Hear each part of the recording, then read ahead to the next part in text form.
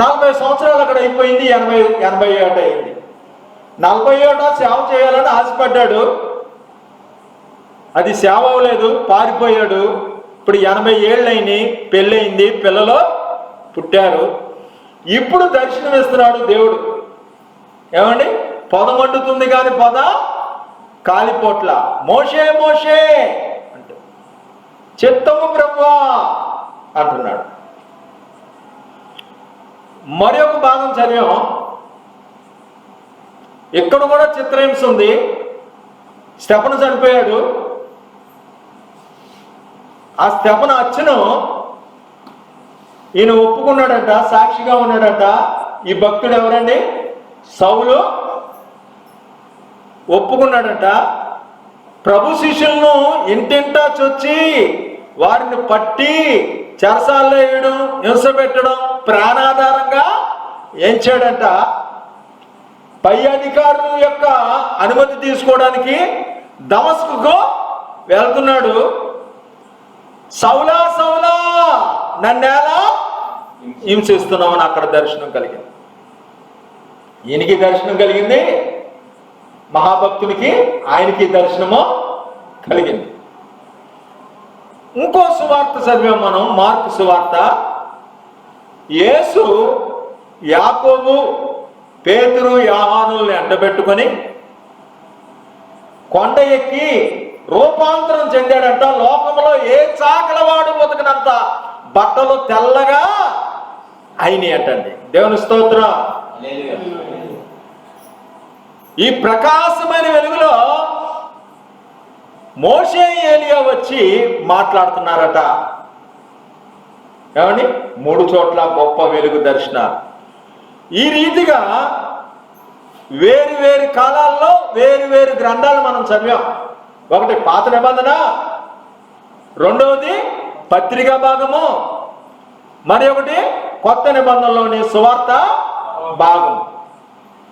ఈ మూడో వచనాల్లో ఏముందంటే ఆశ్చర్యకరమైన ప్రకాశమైన వెలుగుతో దర్శనాలే. లోకంలో ఏ చాకలవాడు ఉతకనంతగా బట్టలు ప్రకాశిస్తుంటే 3వ వచనంలో ఆ వెంతేంటో, అది పొద మండుతుంది కానీ పొద కాలిపోట్లేదని ఆ వెంతేంటో చూస్తానికి వెళ్తున్నాడు అండి మోషే. ఇక్కడ ఆశ్చర్యము, ఇక్కడ ఆశ్చర్యము. అక్కడ ప్రకాశమైన వెలుగుతో ఆకాశంలో ఉండి ఏమండి, ఇక్కడ ప్రకాశముతో ఏమండి దైవ ప్రత్యక్ష. దేవుని స్తోత్రం. 3 చోటల ఆ రీతిగా ఉంటే 3-4లో కూడా ఏమంటో తెలుసండి, ఇక్కడ మోషే మోషే అని పిలుస్తుంటే అక్కడ 4వ వచనంలో సౌలా సౌలా నన్నేలా హింసిస్తున్నావు. అప్పుడు మోషే మోషే అంటుంటే ఇక్కడ ఏమన్నాడు? సౌలా. ఎన్నో అంకి అండి? 4. ఇక్కడ 3 ఉన్నారుగా, 3కి 3 స్లిప్లు ఇచ్చో పిచ్చి గెతికిమంటూ అలా గెత్తారండి? గెత్తారా? ఇక్కడ గీస్తున్నారు. అది మనం 3వ అధ్యాయాలు చూస్తున్నాం. ఇక్కడ సౌలా సౌలా అంటే అక్కడ మోషే మోషే అంటున్నాడు. దర్శనం అంటే దర్శనం అంటున్నాడు. దేవుని స్తోత్రం. ఇది మనం చెప్పుకునే సబ్జెక్ట్. వేరు వేరు కాలాల్లో వేరు వేరు వ్యక్తులు రాశారు. అదేమో నిర్మాకాండం మోషే రాశాడు, అపోస్తలుల గారు లోకా రాశాడు, ఇక్కడ మార్కు గారు రాశాడు. ఈయన ముఖం ఆయన మాకు చూసుకోకుండా, ఆయన ముఖం ఈయన చూసుకోకుండా రాశారు. కానీ 3 మిలిటరీ వాళ్ళు నడిస్తే అందరి చేతులు అందరి కాళ్ళు ఒకసారే కదులుతాయి. వాళ్ళు నటిస్తారు కానీ వీళ్ళకి నటన తెలియదు. ఏమండి? అంకీలేసింది కూడా వీరు కాదు. అసలు వాళ్ళు రాసినప్పుడు వాళ్ళు అంకీలు వేయలేదు. 200-300 సంవత్సరాల క్రితమే అంకీలు వేశారు. అంటే గాంధీ గారి కంటే కొద్దిగా ముందు మాత్రమే అంకీలు వేశారు. 1000 సంవత్సరాల పాటు అంకీలు లేకుండానే బైబిల్ చదివారు. ఈ అంకీలు వేసిన వాళ్ళకి తెలియదు కలుస్తున్నాయని, రాసిన వాళ్ళకి అంతకన్నా తెలియదు. అరే ఎంత పెద్ద వచనం పెట్టారో చిన్న వచనం పెట్టారో ఎక్కడెక్కడో వాళ్ళు ఇష్టం వచ్చినట్టు మొక్కలు చేశారు. అయినా 4లో మోషే మోషే అంటే సౌలా సౌలా అంటాడు. దేవుని స్తోత్రం. ఇతడు నా ప్రియకుమారుడు, ఇతని మాట ఆలకించుడి అని 7వ వచనం ఉంటది. ఎన్నో వచనం అండి? 7వ వచనం. మేఘములోంచి శబ్దం వస్తుంది కదా, ఇతడు నా ప్రియకుమారుడు, ఇతని మాట ఆలకించుడి అంటే 7వ వచనంలో ఇశ్రాయేలు మూలుగులు విని వింటాడంట. ఇశ్రాయేలు మూలుగులు, వారి వెట్టి పనులు పెట్టి ఇశ్రాయేలు పెట్టిన మూలుగులు విని వచ్చాను. హల్లెలూయా. ఇటువంటి ఆశ్చర్యకరంగా నేను చూపిస్తానండి. పాడిందే పాడరా పాసిబల్ దాసయ్య అని ప్రసంగాలు చేయడానికి రాలేదు, కానీ ఇది చదువుకున్న వారికి పాస్టర్లకు కూడా చాలా ఆశ్చర్యం. దేవుని స్తోత్రం. ఇశ్రాయేలు మూలుగులు విని వచ్చానంటే ఇతడు నా ప్రియకుమారుడు, ఇతని మాట 7:7. మరి ఇక్కడ 7లో కలిసిదా ప్రతి వచనం? ఇక్కడ 7లో ఏంటంటే ఏమండి, సౌలు పక్కన ఉన్నవారు స్వరం విన్నారు కానీ చూడలేదు. హల్లెలూయా. సౌలు పక్కన ఉన్నవారు స్వరం విన్నారు కానీ చూడలేదు. 3:7లో ఏముంది? స్వరాలు ఏంటమే ఉంది. దేవుని స్తోత్రం. మొదటి వచనాల్లో మోషే తన మామ మందను కాసుకుంటున్నాడు అంట. ఏ మంద? ఏమండి, చిన్ని మంద. మోషేకి ట్రైనింగ్ ఇచ్చాడు. ఏం పని? గొర్రెల కాపరి.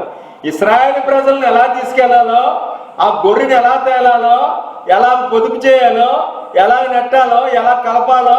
ఏమండి, గొర్రెలు ఎన్ని ఉంటాయంటారు?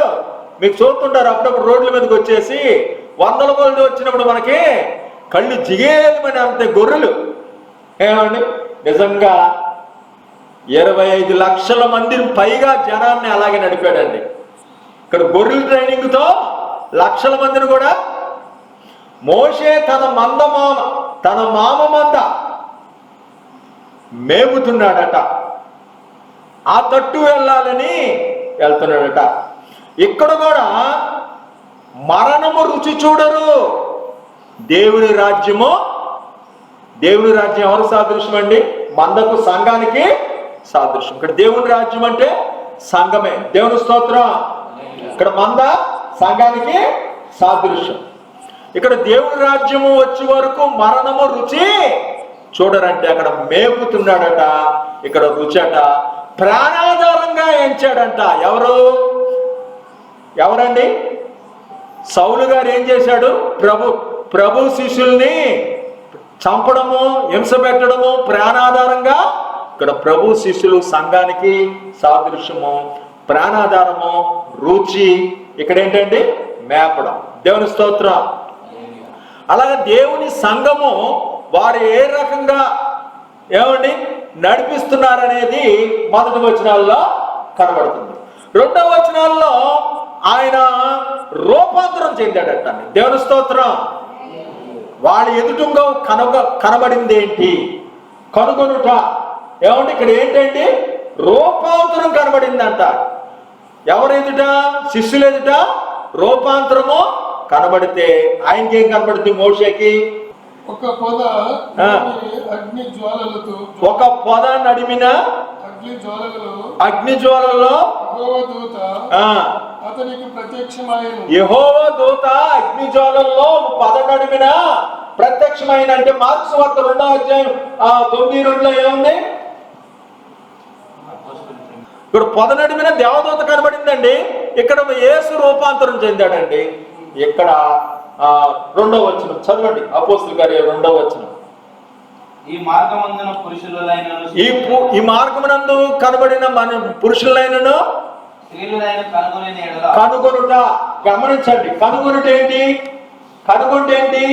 ఇక్కడ రూపాంతరం అన్నాడు. నీ హింసిస్తున్న యేసుని అన్నాడు. ఎవరు? యేసయ్య ఏమన్నాడు? ఎవడం ప్రభు అంటే ఏమన్నాడండి? నీవు హింసిస్తున్నా యేసు.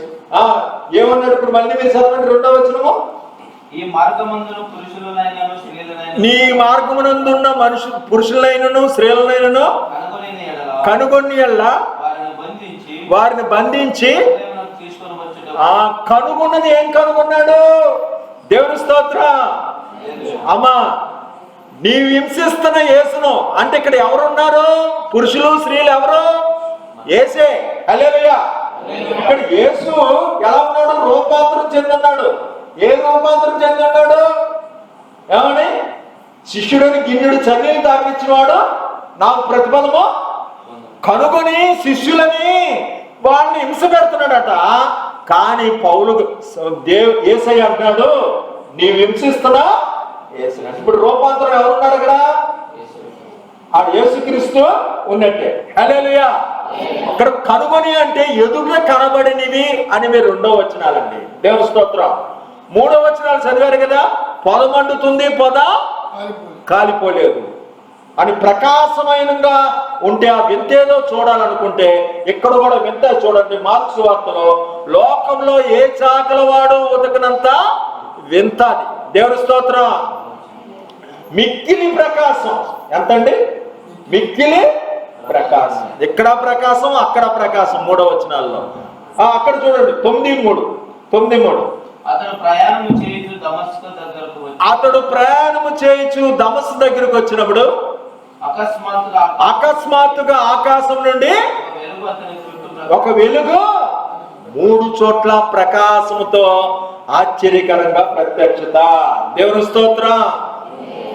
4వ వచనాల్లో ఏంటి? మోషే మోషే అని ఇక్కడ అంటే సౌలా సౌలా అని అక్కడ అంటున్నాడు. ఇక్కడ కూడా మళ్ళీ మార్కు సువార్తలో ఏముందో చూడండి. మార్కు సువార్తలో కూడా ఏముంటది? మార్కు సువార్త చదవండి 9:4. మీకు అర్థం అవట్లేదు. ఇక్కడ పేర్లు వచ్చినాయా లేదా? అక్కడ మోషే మోషే అంటున్నాడా లేదా? ఇక్కడ సౌలా సౌలా అంటున్నాడా లేదా? ఇక్కడ మోషే ఏలియా పేర్లు వచ్చినాయా లేదా? 2 సార్లు వచ్చినాయి. ఒకసారి వాళ్ళ పేరు మోషే ఏలియా నామాలు వచ్చినాయి. ఇక్కడ 4వ వచనంలో అదృశ్యమైన వారు మాట్లాడుట అనేది 4వ వచనాల్లో కనబడుతుంది. 4 చోట్ల అదృశ్యమైన వ్యక్తులే మాట్లాడుతున్నారు. మోషే ఏలియాలు కూడా అదృశ్య వ్యక్తులే. అర్థమైందండి? ఇక్కడ 5వ వచనంలో ఏమంటున్నాడంటే, నీకో పర్ణశాల మోషేకో పర్ణశాల కట్టాలి, మనం ఇక్కడ ఉండుట మంచిది అంటే 5వ వచనంలో నీవు ఉన్న స్థలము పరిశుద్ధ స్థలము, దగ్గరకు రావద్దు. ఇది హెచ్చరికే, ఇది సూచన, ఇది సూచనే. అర్థమవుతుందండి? ఇది స్థలం గురించే, ఇది స్థలం గురించే. ఇక్కడ అంటున్నాడు, నువ్వెవడో ప్రభువా అంటే నీవు హింసిస్తున్నా యేసుని. ఇక్కడ కూడా సూచనే. ఏమండి? కాబట్టి 3:5లో పొరపాట్లే ఉన్నాయి. దగ్గరికి రావద్దు అన్నాడు. ఇక్కడ ఏమన్నాడంటే దగ్గరకు రావద్దు. అక్కడేంటి సూచన? ఎక్కడో ఇల్లు నీకోటి, మోషే కోటి, ఏలియా కోటి కడదాం అంటున్నారు. ఇక్కడ సూచన. ఇక్కడ అక్కడేంటి ఏమన్నాడండి? నీ హింసిస్తున్నా యేసుని. 3:5లో అప్రయత్నంగా జరిగిన పొరపాట్లు. దగ్గరికి వెళ్ళిపోవాలనుకుంటాడు అప్రయత్నంగా, అక్కడ పొరపాటును హింసపెట్టాడు. ఇక్కడ కూడా పొరపాటున ఎవరు చెప్పారు? పేతురు గారు యాకోబు దేవుడును అని చెప్పగా మోషే తన ముఖము కప్పుకొని దేవుని వైపు ఇక్కడ చూడవెరిచెను, భయపడ్డం అండి. 3-6 వచనాల్లో ఇంగ్లీష్లో అయితే భయపడ్డమే ఉంది. ఇక్కడైతే వెల్లడి అని వచ్చింది. నేను అబ్రహాం దేవుణ్ణు, ఇస్సాకు దేవుణ్ణు, యాకోబు దేవుణ్ణు అని చెప్తే మోషే ఏం చేసుకున్నాడు? ముఖము కప్పుకున్నాడు, భయపడ్డాడు. ఇక్కడ కప్పుకోవడం వెల్లడి గురించే వస్తుంది. మరుగు సంగతి అలాగే ఏమని వెల్లడి చేయడం గురించే వస్తుంది. అక్కడ చూడండి 6వ వచనం మార్కు సువార్తలో వారు చెప్పవలసిందేదో తెలియలేదు. ఇంకో 6వ వచనం చదవండి. ఇంకో 6వ వచనం లేచి పట్టణంలోకి వెళ్ళమో నీకు తెలియబడును. వారు ఏం పలకాలో వారికి తెలియలేదు. నువ్వు పట్టణంలోకి వెళ్తే నీకు తెలియజేయబడుతుంది. అబ్బాయి నేను అబ్రహాం, ఇస్సాకు, యాకోబు దేవుణ్ణి అంటే ఇక్కడ మరుగు చేసుకుంటున్నాడు. 3 ఇంగ్లీష్లో అయితే భయమే ఉంది. ఇక్కడ భయపడ్డాడు, అక్కడ మోసే వెరిసి భయపడ్డాడు. అవునా? దేవునిస్తాడు. భయపడి ఏం పలకాలో అర్థమైందండి. ఎక్కడ దర్శనం అంటే దర్శనం ఉంది, పిలుపు అంటే ఈ రకంగా 3:8 అందుబాటులో సహాయం అండి. చూడండి 8వ వచనంలో నేను దిగువచ్చి తిని అన్నాడు. హల్లెలూయా. కాబట్టి ఆ. ఐగుప్తుల చేతిలో నుండి వారిని విడిపించుటకును, ఐగుప్తుల చేతిలోండి నేను వారిని ఇడిపించుటకును, ఆ దేశంలో నుండి విశాలమైన మంచి ఆ దేశంలో నుండి విశాలమైన మంచి దేశంలోకి అనగా పాలు తేనె ప్రవహించు దేశములకు వారిని నడిపించుటకు దిగి వచ్చి ఉన్నాను. హల్లెలూయా. అందరి వాడు దిగి వచ్చాడు. అందుబాటులో ఉంటాడండి యేసయ్య. ఎక్కడున్నాడు? ఆకాశమందు ఆసీనుడు ఎక్కడికి వచ్చాడు? దిగి వచ్చాడు. దేవుని స్తోత్రం. మళ్ళీ ఇంకో 8వ వచనం చదవండి. లేచి కన్నులు తెరిచినను ఏమీ చూడలేక వారు అతని చెయ్యి పట్టుకొని దమస్కులోనికి నడిపించిరి. అర్థమైందండి? ఎవరైనా ఏమి చూడలేకపోయాడంటే 3 చోట్ల చూపు ఉంటది. దేవుని స్తోత్రం. నేను చూచి తిని అంటాడు. ఈ 3:8లో చూపు కూడా ఉంది. దిగి వచ్చి తిని. ఇక్కడ యేసు అంటే ఎవరండి? యేసు అన్న మాటకు అర్థం ఏంటండి? రక్షకుడు. ఇప్పుడు రక్షణ చుట్టుపక్కల ఎక్కడ రక్షకుడు ఎవరు? యేసు తప్ప మరి ఎవరు లేరు. దేవుని స్తోత్రం. ఎవరైనా చేయి పట్టుకొని నడిపిస్తారేమో అని అక్కడ చూస్తున్నాడంట. నేను తోడుకొని పోతాను అంటున్నాడు. ఎక్కడికి? పాలుతో ఎన్నో ప్రవహించడానికి. ఎవరైనా చేయి పట్టుకొని నడిపిస్తారేమో అని అక్కడ సాయం చూస్తున్నారు. ఇక్కడ యేసు తప్ప ఎవరు లేరు.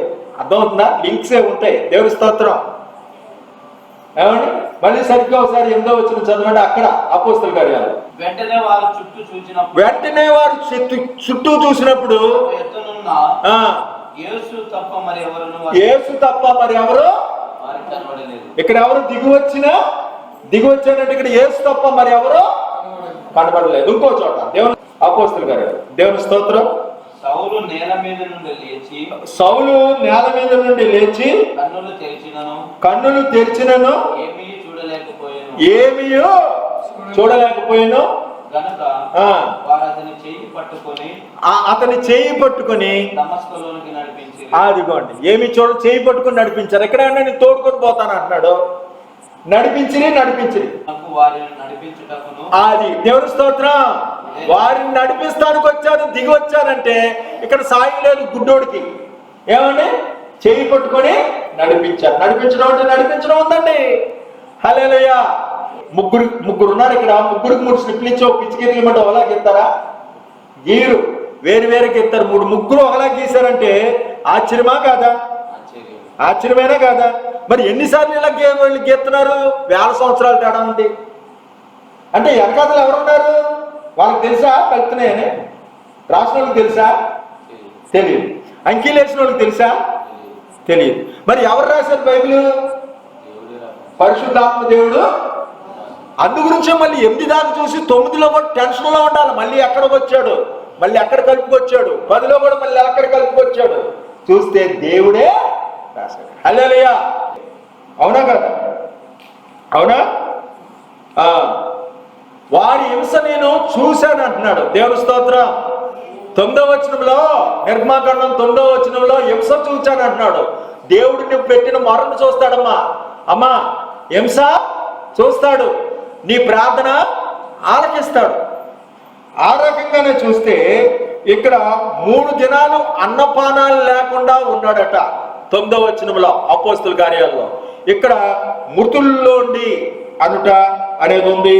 చూచుట అనేది 3:9లో కూడా ఉంది. 3:9లో చూచుట అనేది క్లియర్గా ఉంది.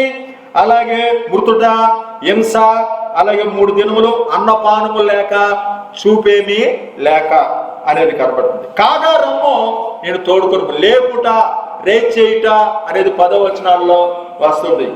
అననీయా అనగానే నిద్రలోండి లేచి ఏమన్నాడండి? అననీయా అంటే ఏమన్నాడు? ఆయన ఏమన్నాడు? చిత్తము ప్రభువా అంటున్నాడు. దేవుని స్తోత్రం. కాబట్టి మృతుల్లోని లేచుట అనగానేమి అంటే, కాగా రమ్ము అంటే అననీయాన్ని లేపడం. ఇక్కడ లేపుట అంటే దేవుడు లేపాడంటారు సరా, దేవుడు లేవనెత్తాడంటారు సరా, అది 10వ వచనాల్లో. దేవుని స్తోత్రం.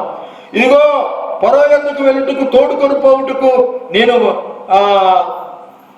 ఎంతటి వాడనని దేవునితో ఫరో యొద్దకు తోడుకొని పోవుటకు నేను ఎంతటి వాళ్ళను అని చెప్తుండగా మోషే ముందుగా ఏలియా ముందుగా రావాలను, ఇక్కడ ముందుగా రావాలను తోడుకొని పోవుట. అలాగే నీ వెళ్ళి యోధా ఇంట ప్రవేశించు అంటే పైనాల గురించి 3:11 ప్రయాణాలే ఉన్నాయండి, 3:12 ప్రవచనాలు ఉన్నాయి. నిన్ను తీసుకొచ్చాననే గుర్తుకి ఈ పర్వతం మీద నిన్ను మీరు ఆరాధన చేస్తారంటే అక్కడ సౌలు కూడా దర్శనం చూస్తున్నాడట. అననీయ వచ్చి ప్రార్థన చేయడం ముందుగానే దర్శనం చూసేసాడట. అదిగో అతడు చూచున్నాడు అని చెప్తున్నాడు. దర్శనంలో లోపలికి వచ్చి నువ్వు ప్రార్థన చేయడం అతను చూస్తున్నాడు అని ముందుగా దర్శనం చెప్తున్నాడు. ముందుగా వచ్చి చక్కబడి 3 చోట్ల ప్రవచనాల గురించే, ముందుగా ప్రవచనాల గురించే ఉంది. 12వ వచనం, వారు తమకు ఇష్టం వచ్చినట్టు ఏలియా వచ్చాడు, తమకు ఇష్టం వచ్చినట్టు చేశారంటే ఈ మనుషుడు ఎంతో కీడు చేసి ఉన్నాడు అనేది కూడా తమకు ఇష్టం వచ్చినట్టు చేశారని చెప్తుండగా ఇక్కడ కూడా అభ్యంతర పడుతున్నాడు. వారు అతని పేరేమని అడుగుతారు, మరి నేనేమి చెప్పాలి?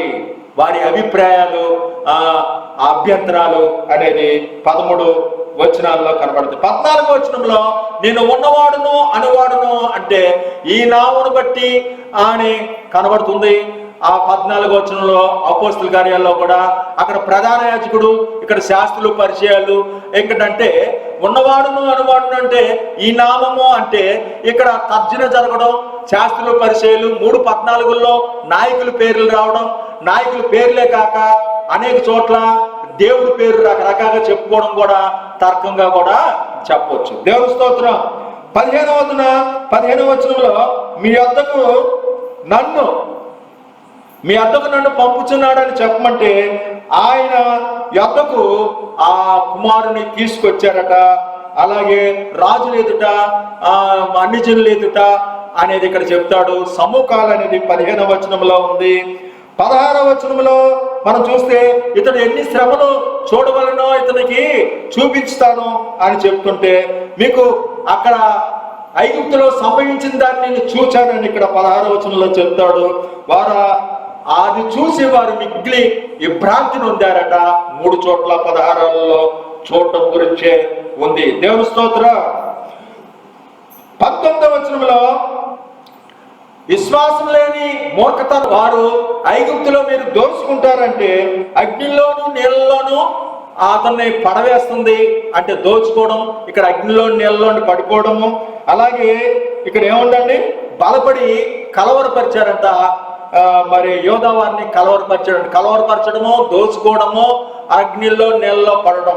అలాగే ఐగుప్తులకి కటాక్షం కలిగిందంటే పూర్వము హింస పెట్టినవాడు ఇతడే అని చెప్తుంటే ఇతడు బాల్యం నుండి, ఇది ఎప్పుడు నుండి అంటే బాల్యం, గతం గురించి 21వ వచనాల్లో వచ్చినాయి. దేవుడు విశ్వాస చూపు బట్టి నేర్చుకోండి. మీకు చూపు ఉందా? నా తలంపులు నీ తలంపులు వంటివి కాదు, నా త్రోవలు మీ త్రోవలు వంటివి కావన్నాడు. మీ చూపు ఏంటి? యేసయ్య అడిగాడు. మీరేమి చూడ వెళ్ళుచున్నారు అని అడిగాడమ్మా. అమ్మా మీరేమి చూడ వెళ్ళుచున్నారు? ఏం చూస్తాం బాబు? డాక్టర్ బాబు, యాక్టర్ బాబు, అష్టాచమ్మ, మా ఇంటి మహాలక్ష్మి చూస్తామంటారా? మరి ఏం చూశారు? ఏమండి, ఆడైతే గడియారాలు చూస్తున్నారు. ఎందుకంటే వాళ్ళ ఇంట్లో దశంభాగం రామది ఇద్దారు అనుకుంటున్నారు. వాళ్ళు ఈ టైం ఎందుకు లేదు, దశంభాగమే ఇద్దారు అనుకుంటున్నారు. కొద్దిగా సమయం లక్ష్య పెట్టండి, గడియారాలు చూడద్దు. మనం ఏమండి, మనకు ఒక చూపు ఉండాలి. దేవుని స్తోత్రం. దావీదు చూశాడంట, రాజులు యుద్ధానికి బయలుదేరే సమయంలో యుద్ధానికి వెళ్లకుండా పోని ప్రార్థన చేయట్లేదంట. యుద్ధానికి వెళ్ళవలసింది, యుద్ధానికి వెళ్ళకుండా ఏం చేస్తున్నాడు? ప్రార్థన చేయట్లేదంట. ప్రార్థన చేయకుండా ఏం చేస్తున్నాడు? అటు ఇటు తిరుగుతున్నాడంట. పొద్దుగూకిందంట, శీతాకాలం అంట. ఏదో సినిమా కవిలా ఉంది అక్కడ. శీతాకాలం పొద్దుగూకింది. యుద్ధానికి వెళ్ళవలసిన మనిషి యుద్ధానికి వెళ్ళలేదు. దేవుడు ఉపయోగించుకోకపోతే సాతాను పడతాడన్నట్టుగా ప్రార్థన అయినా చేయకుండా ఉంటే అక్కడ పైనుంచి కిందకు చూశాడంట. బెత్షెబా స్నానము చేస్తుందంట. ఇక చూశాడంట. ఏమండి, ఇక చూశాడంటండి, చూపు మరచలేదంట. చూసి చూసి చూసి జూ అని నరాలు లాగేటప్పటికల్లా శీతాకాలము తెచ్చేమన్నాడంట. కబురు పెట్టి అమ్మాయి ఎవరో తీసురమ్మని వ్యభిచారము చేశాడు. తలతలలాడుతుండగా దాని వైపు చూడక, ఆ ఎర్ర ఎర్ర కూరలో నాకు కొంచెం పెట్టు అంటున్నాడు. ఎవరండి? ఒక పూట కూటు కొరకు ఆశపడిన ఏసావు అంటే భ్రష్టుడు. ఎవరప్పుడు? దావీదు. దాని ఫలితంగా ఏమైంది? అబ్షాలోము తరిమేశాడు. అబ్షాలోము దావీదు భార్యలతో పాపం చేశాడు, అంటే తల్లులతో పాపము చేశాడు. కొడుకులు చచ్చిపోయారు, కూతుర్లు జరపబడ్డారు. భయంకరమైన పాపం అండి. తప్పు చేసిన దావీదు 2,40,000 మణుగులు బంగారమేవు, కలలేకను, మందిరమే కట్టు, ఎంత ప్రార్థన చేయి, ఎంత పాటలు పాడే, మోసపోకుడి దేవుడు ఏమిత్తుకుంటావు పంట. నువ్వు అంటావు చూసా, పేదనే పాపం పాపమే అని నీకు శిక్షే పరలోకమే. అది ఒప్పుకున్నాడు కాబట్టి ఆ నాతాను ప్రవక్త ఏం చెప్పాడు? పోలికతో చెప్పి, ఒక పేదవాడు ఆ కౌగిల్లో ఉన్న ఆ గొర్రెను రాజుగారు ఆ భోజనానికి, జమీందారు గారు భోజనానికి ధనవంతుడు తీసేసుకున్నాడు అని చెప్తే, ఆ దుర్మార్గుడు ఎవరు అంటాడు. ఆ దుర్మార్గుడు నీవే. మన సంగతి మనకి తెలియట్లేదు. ఏమంటే దేవుని స్తోత్రం.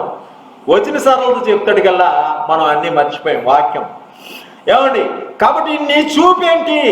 విశ్వాస చూపు కావాలి, వెలి చూపు ఉంటుంది.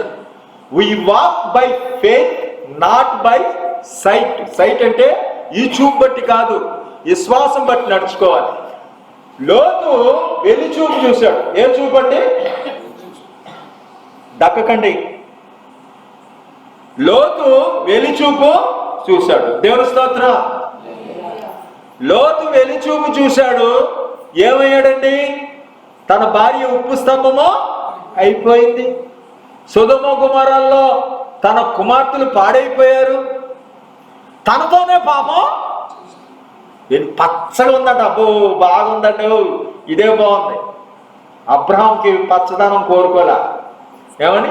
దేవుని వైపే విశ్వాస చూపు. అబ్రహాము తన ఒక్కగాని బిడ్డ మీద కూడా కత్తి ఎత్తాడు. సౌలు విషపు చూపు చూశాడట. ఏ చూపు? విషపు చూపు. ఎప్పుడు చూశాడు? దావీదుకి. ఏమండి? దావీదుకి ఎన్ని? 10,000 కొలది, సౌలుకి 1,000 కొలది. అంటే విషపు చూపు చూస్తే ఏమొచ్చింది? దురాత్మ వచ్చింది. అమ్మా, ఏ చూపు చూస్తున్నావా? కింద నుంచి మీద చూస్తున్నావా? పెద్ద సైతాను మాట నువ్వు, కింద నుంచి పై. అస్సలు ప్రేమించిన రానమాట. తండ్రి వీరేమి చేయుచున్నారో వీరెరగరు అనే మాట రాదన్నమాట. కింద నుంచి పైకి, పై నుంచి కిందకి. నువ్వు తీర్పు తీర్చావన్నమాట. కింద నుంచి పైకి చూసి నీకు కూడా తీర్పు తీర్పుతాడనమాట ఆయన. తీర్పు లేనివాడికి తీర్పు ఉండదు. దేవుని స్తోత్రం. కులుకుచూ నడుచుచూ, అరచూపులాడుచూ, కాలగజ్జులాడిస్తూ నడిచిందంట ఒక అమ్మాయి, యాకోబు గారి కూతురు. ఏమమ్మాయి ఎలా నడుతున్నారు? కిటకిట తలుపులు, కిటారి తలుపులు ఎప్పుడు మూసిన చప్పుడు కావు. ఏంటవి? కళ్ళు. ఈ కళ్ళుల్లో మీరు చూస్తున్నారు అష్టాచమ్మ, మా ఇంటి మహాలక్ష్మి, స్త్రీ పురుష ఆరాధన. నరానికి దావీదుకు పట్టినట్టు పడద్దమ్మా. తప్పైతే చేయరు కానీ మురిసిపోతుంటారు ప్రేమలో. ఫోన్ పట్టుకొని సీకేసుకుంటూ ఉంటారు. ఎందుకని? అదో యామో, ఆడపిల్ల మాట్లాడుతుందటే. వీలైతే ఉంచుదాం, లేకపోతే దూరంగా ఉన్నాడుగా ఏదో మాట్లాడతాంలే నంబర్ ఇచ్చి. ఏమండి? ఏమి చూపది? ఇచ్చ. ఎక్కడ ఉంది? స్త్రీ పురుష ఆరాధన. ఆ యాకోబు కుమార్తె ఎవరండి? ఇశ్రాయేలు యొక్క కుమార్తె. యాకోబు అంటే ఎవరు? దేవునితో పోరాడి గెలిచిన వాడి కుమార్తెని ఆ అన్యురైన రాజు పాడు చేసేసాడు. దానికి పగబట్టి వీళ్ళన్నలో ఏమండి పెళ్లికెత్తామని చెప్పి మోసం చేసి ఏమండి ఆ గోప్యంగచరం కత్తిరించడం కోసం అని చెప్పి వారిని కత్తులతో కోసేశారు. ఎంత గొడవైంది తెలుసా? ఒక ఆడపిల్ల ఏమండి ఏ చూపు ఉందో అమ్మా, విశ్వాస చూపు. విశ్వాసకర్తయు దాన్ని కొనసాగించేవాడైనా ఎవరి వైపు చూడాలి? యేసు వైపు. మీరేమి చూడ వెళ్ళుచున్నారు? అమ్మా ఏమి చూడాలి? అమ్మా ఎవరిని వెతుకుచున్నావు? ఎందుకు? ఏం చూడాలండి? ఇశ్రాయేలు రక్షణ నా కన్నులారా చూస్తా. దేవుని స్తోత్రం. నా కొడుకు పెళ్లి చూడాలండి, మనవడు పెళ్లి చూడాలండి. ఎలాగండి? లోతు వారికి ఏం చూడాలనిపించిందండి? చూడొద్దు చూడొద్దు చూడొద్దు చూడొద్దు అని ఎంతమంది చెప్పినా ఎనమంది ఏం చేసింది? దేవదూతలు చెప్పినా వెనక్కి తిరిగి చూసింది. ఏం బంగారం పోతుందా? ఎవరైనా పిలిచారా? ఏమండి ఎవరైనా పిలిచారా? నువ్వు లేకపోతే చచ్చిపోతాను అంటున్నారా? ఏమండి కొద్దిగా అనుకున్నా, మీరు లేకపోతే చచ్చిపోతాను అంటారా? ఏమండి ఎందుకు వెనక్కి తిరిగి చూసింది? చెప్పండి. ఏంటి ఆ పొజిషన్? మనకేంటి? ఎందుకు వెనక చూస్తున్నారు? ఎందుకు టీవీ మానరు? అర్థమైందా? పట్టేసింది, చిక్కుల్లో పట్టేసింది. ఏమి చూడాలి? కళ్ళల్లో కళ్ళి పెట్టి చూడు, గుండెల్లో గుండె పెట్టి అబ్బో, బుల్లి తెర మీద భలే చూస్తున్నారండి.